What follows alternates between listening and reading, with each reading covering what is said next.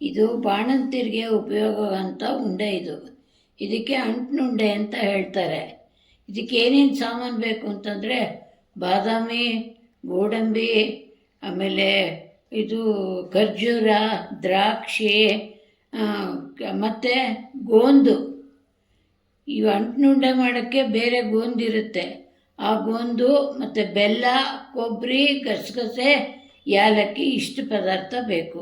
ಈ ಪದಾರ್ಥಗಳನ್ನೆಲ್ಲ ಸಣ್ಣದಾಗಿ ಹೆಚ್ಕೋಬೇಕು.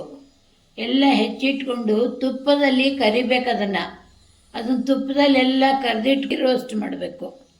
ಅದನ್ನೆಲ್ಲ ಮಾಡಿಕೊಂಡು ಬೆಲ್ಲನ ಪಾಕಕ್ಕಿಟ್ಟು ಪಾಕ ಬಂದ ತಕ್ಷಣವೇ ಇದನ್ನೆಲ್ಲ ಅದಕ್ಕೆ ಹಾಕಿ ಎಲ್ಲ ಉಂಡೆ ಕಟ್ಟಬೇಕು. ಇದು ಬಾಣಂತಿರಲ್ಲಿ ತುಂಬ ವೀಕಾಗಿರ್ತಾರೆ.